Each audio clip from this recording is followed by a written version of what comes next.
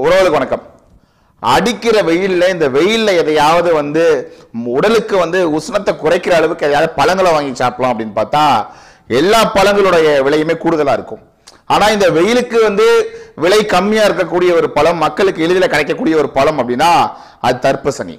இந்த தர்பூசணி இருக்கு பாத்தீங்களா, இது எளிதாக கிடைக்கும், விலை கம்மியாகவும் இருக்கும். வெயில் காலத்துல அதிகமா நம்ம விவசாயிகள் நேரடியா கொள்முதல் பண்ணி விற்பாங்க. அதை நம்ம வாங்கி பயன்பெறுவோம். இப்ப இதுலயுமே கலப்படம், இதுல ரசாயன உரங்கள், அதாவது செயற்கை நிறமிகளை செலுத்திட்டாங்க அப்படின்னு சொல்லி உணவு பாதுகாப்புத்துறை அங்கிட்டும் இங்கிட்டும் ஓட்டமா ஓடி அந்த புலப்பிலையும் மண்ணை போடுது. என்ன அப்படின்னு நம்ம விசாரிச்சு பார்க்கும் பொழுது, இந்த சதீஷ்குமார் அப்படின்னு சொல்லக்கூடிய இந்த உணவுத்துறை அதிகாரி சமீப காலமாக எல்லா இடத்துலையுமே நம்ம பார்க்கலாம். ஏன் இவர் சமீப காலமாக எல்லா இடத்துலையும் பார்க்கும்பொழுது குறிப்பா சன் தொலைக்காட்சியில மட்டும் இவர் அதிகமா தெரிவாரு.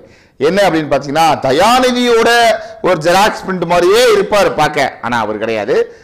ஆனால் இவரும் அந்த கருணாநிதி குடும்பத்தை சார்ந்தவர் தான். அதுல இருக்கக்கூடிய கருணாநிதி அவர்களுடைய சொந்தக்கார், தயாநிதிக்கும் அவர் சொந்தக்காரு. அப்படி இருக்கக்கூடிய இவரு என்ன பண்றாரு அப்படின்னா, சில வேளைகளை மக்கள் வகையில கிளப்பி விடுறாரு. இந்த தர்பூசணியில நிறம் செலுத்தப்பட்டிருக்கு, அதாவது செயற்கை நிறம் செலுத்தப்பட்டிருக்கு, செயற்கை நிறமி.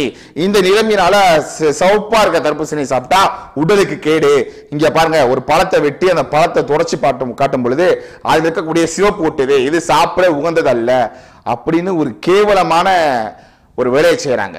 அது அப்படி கிடையாது. எல்லா பழத்திலையுமே நிறமிகள், இயற்கை நிறமிகள் இருக்கும். குறிப்பா ஒரு மாம்பழத்தை எடுத்து 10 மாம்பழத்தை பிதுக்கி அதை ஒரு வெள்ளை காட்டுல ஒரு துணியில வச்சு துடைச்சா அதோட மஞ்சள் நிறம் இருக்கும். அதே போல ஆரஞ்சு, அதே போல இருக்கக்கூடிய நிறம் இருக்கக்கூடிய பழங்கள்ல அந்த இயற்கை நிறமிகள் ஒட்டும். இப்ப இவ்வளவு நாளா ஒரு வார காலமாக இல்லை இது தவறு, திங்கக்கூடாது அப்படி இப்படின்னு சொன்ன இவர்கள் இன்னைக்கு பாத்தீங்க அப்படின்னா, இல்ல தர்பூசணியை அனைவரும் வாங்கி உண்ணலாம், அதுல தமிழ்நாட்டில் எந்த இடத்துலயும் வழக்கு பதிவாகல, அது நல்ல பொருள் தான் அப்படின்னு சொல்றாங்க. அப்ப என்ன நோக்கமா இருக்குன்னா, நேரடியாக இந்த மண்ணில் விளைவிக்கப்பட்ட பொருள் மக்களுக்கு சேரும் வகையும் போது கார்பரேட் நிறுவனமா இருக்கக்கூடிய கோக்கு, பெப்சி அப்படின்னு சொல்லக்கூடிய பல வகை குளிர்பானங்கள் விற்பது குறைவாகுது. அப்ப என்ன பண்ணணும் அப்படின்னா, இது போல சில வேலைகளை கிளப்பி விட்டுட்டு மக்களை திசை திருப்பக்கூடிய வேலையை சில விசமிகள் செய்யறாங்க. அந்த விசமிகளுக்கு துணை போகக்கூடிய வேலையை இந்த திமுக அரசு செய்யுது. ஏற்கனவே ஒரு வாழைப்பழம் இருக்கு, வாழைக்காயா இருக்கும். இப்ப திருச்சி மார்க்கெட் எல்லாம் பாத்தீங்கன்னா, இங்க இருந்து கும்பகோணம் போக வேண்டியது திருவாரூர் போக வேண்டிய வாழைக்காய் இரவு 12 மணிக்கு ஏத்துவாங்க. அது ஏற்றும் பொழுது ஒரு ரசாயன தண்ணிக்குள்ள விட்டு வண்டியில ஏத்துவாங்க. அந்த வண்டி இங்கிருந்து புறப்பட்டு நேரா திருவாரூரோ கும்பகோணமோ போய் பார்க்கும் பொழுது பகல் 5-6 மணிக்கு பார்த்தா பழங்களா மாறிடும், வாழைக்காய் பழங்களா மாறிடும். அந்த வகையில செயற்கை தண்ணிகள்ல ஒரு மருந்து கலந்த செயற்கை தண்ணியில நினைச்சு அதை கொண்டு போறாங்க. இதெல்லாம் சட்டத்துக்கு புறம்பானது. இதையெல்லாம் நம்ம தடுத்து கேட்கணும். அப்ப அனைத்து வகையிலுமே சில கலப்படங்கள் இருக்கு. அதையெல்லாம் போய் பார்க்காது, அதையெல்லாம் தேர்வு செய்யாது, அதுக்கெல்லாம் வழக்கு பதியாது. விவசாயிகளிடமிருந்து நேரடியாக வாங்கக்கூடிய ஒரு பொருளை, ஒரு தர்பூசணியில ஒரு கோனூசியை வச்சியோ இல்ல கரண்டியை வச்சு ஒரு ஓட்ட போட்டுட்டா அதுல இருக்க நீர் வெளியே அது சுவையற்று ஒரு மாதிரி கெட்டு போயிடும். அப்படி கெட்டு போகக்கூடிய அந்த பழம் எப்படி ஒரு ஊசியை உள்ளே செலுத்தும் பொழுது நிறம் சிவப்பாக மாறி அது அழுகி போகாம அப்படியே இருந்து, அதுவும் இல்லாம ஒரு கடையில ஒரு விவசாயி ஒருத்தர் ஒரு விற்பனையாளர் கொள்முதல் பண்றாரு அப்படின்னா ஒரு 500 பழங்கள், ஒரு 100 பழங்கள், ஒரு 200 பழங்கள் மொத்த பழங்கள் வாங்கி வச்சிருப்பாங்க. அந்த 200 பழங்களையுமே உட்கார்ந்து அவர் ஊசி அடிச்சு செலுத்துறாரு அப்படின்னா ஒரு 50 பழம் வித்துருது. 50 பழம் விற்க ஒரு 5-6 நாட்கள் ஆகுதுன்னா 5-6 நாட்கள் எப்படி அந்த பழம் உண்மையாக இருக்கும், அப்படியே இருக்கும், இயற்கையா இருக்கும். அது அழுகி போயிடாதா? அடிப்படை புரிதல் கூட நம்ம மக்களுக்கு இருக்காதா? இன்னைக்கு வேற வழி இல்லாம இது வழக்கு வேற விதமாக போகும்போது, பேச்சு வேறமாக போகும்போது, கார்பரேட் அவர் பணம் வாங்கிட்டாருன்னு சொல்லும் போது வேற வழி அல்லாது இவர் சொல்றாரு, இல்ல பழங்கள் சாப்பிட தகுதியானவை, மக்கள் வாங்கி உண்ணலாம், பருகலாம் அப்படின்னு சொல்றாங்க. எவ்வளவு பெரிய ஒரு சாதாரண தர்பூசணியில இவங்க அரசியல் பண்றாங்க. அப்ப இது எப்படி ஒரு கேடுகட்ட சமூகம்? நாம் வாங்கி உண்ணக்கூடிய பொருள் இவ்வளவு செய்யக்கூடிய இவர்கள் இந்த பிலால் உணவகம் சொல்லக்கூடிய பிரியாணி கடையில 44 நபர்களுக்கு மேல மருத்துவமனையில சிகிச்சையில் இருக்காங்களே, அவர்களை போய் ரைடு எடுக்க நேரா போய் விசாரணைக்கு போனவர்கள் வாசல் வரைக்கும் போயிட்டு ஏதோ ஒரு அழைப்பு வந்தா அழைப்பை பேசிக்கொண்டே வண்டி எடுத்துட்டு ஓட காரணம் என்ன? அதில் பேசிய நபர் யார் அப்படிங்கிற கேள்வி எல்லாம் நமக்கு எழுது.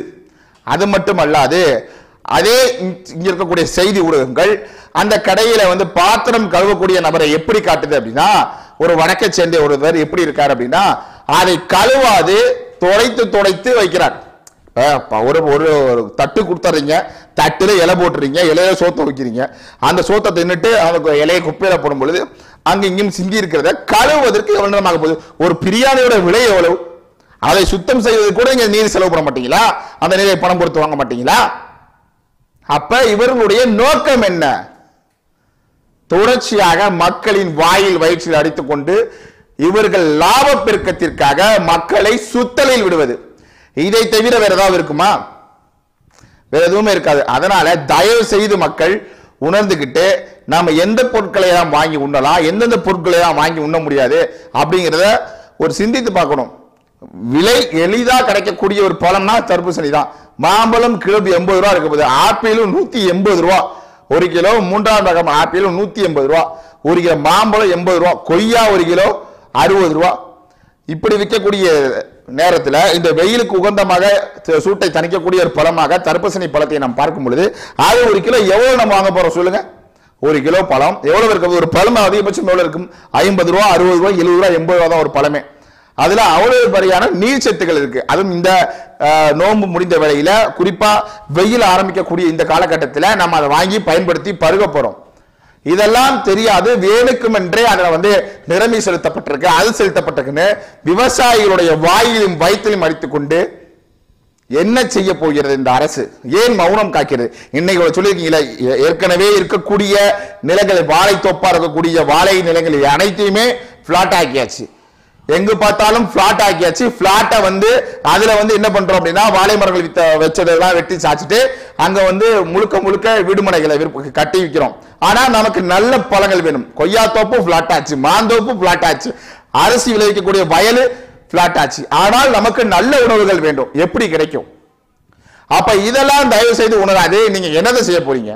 அதனால மக்கள் உணர்ந்துகிட்டு இந்த விடியா அரசு, விடியா திமுக இது ஒரு வேலையா கையில் எடுத்துக்கிட்டு உணவு பாதுகாப்புத்துறை அப்படிங்கிற பேர்ல இந்த அதிகாரி குறிப்பா வர்றதுக்கான காரணம் என்னன்னா, இவரும் வந்து அந்த கூட்டத்தை சேர்ந்தவர். எந்த கூட்டத்தை அப்படின்னா, திமுகவின் கூட்டத்தை சேர்ந்தவர். அதனால இவரு தொடர்ச்சியா இது மாதிரி வேலைகளை செய்யும் பொழுது மக்கள் நம்ம தான் கவனமா இருக்க வேண்டியும். அப்படி ஒரு பழத்தை அதிகப்படியான சிவப்பவர் பழம் இருக்கு, அதுல ஏதோ கலந்து இருக்கு, கேசரி பவுடர் இருக்குன்னா அது டிஸ்பிளேல பார்வைக்காக வச்சுக்கிட்டு ஒரு அட்ராக்டிவ்காக வச்சிருப்பான். அதை வந்து முழு பழம் வாங்கும் பொழுது அதுல எந்த ரசாயனமும் உள்ள செலுத்திருக்கான வாய்ப்பு குறைவு இருந்திருக்காது. அதே போல நீங்க அந்த இடத்துல ஒரு பழத்தை வெட்டி வாங்கும்போது அதுல ஏதாவது நிறமிகள், செயற்கை நிறமிகள் கலந்திருக்கா அப்படிங்கிறது எளிதிலே உங்களுக்கு தெரிஞ்சிடும். ஆனா அதெல்லாம் வந்து கண்ணுக்கு தெரியாத மாதிரி இவங்க வந்து இதே கண்ணை மூடிக்கொண்டு இருக்கிறதுக்கு எதையோ எடுத்து நம்ம திங்கிற மாதிரி இந்த அரசு நம்மளை குறை சொல்வதற்கான காரணம் என்ன? ஏன் அப்படின்னா, விவசாயி வாய் வைத்து வச்சாதான் கார்பரேட் வளர முடியும்.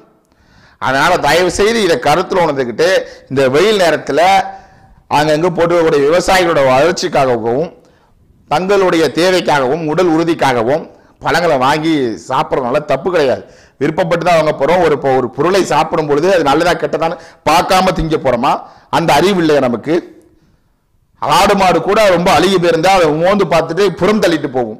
அந்த எண்ணம் கூட நமக்கு இருக்காதா? அப்ப தயவு செய்து இதையெல்லாம் உணர்ந்துட்டு நீங்க செயல்படணும். இவர்களுடைய பேச்சை நம்பி நீங்க திரும்ப திரும்ப திரும்ப இது போல் வேலைகளில் ஈடுபட்டோம் அப்படின்னா இங்க வந்து வாழ முடியாத ஒரு சூழல் ஏற்படும். இதெல்லாம் யாரு பேசுவானா? இந்த மண்ணையும் மக்களையும் நேசிக்கக்கூடிய நாம் தான் பேசி ஆகணும், வேற வழி இல்லை. அதனால தயவு செய்து உணர்ந்துட்டு செயல்படுவீங்கிற நோக்கத்துல இந்த காணொலியை நிறைவு செய்வோம். நன்றி.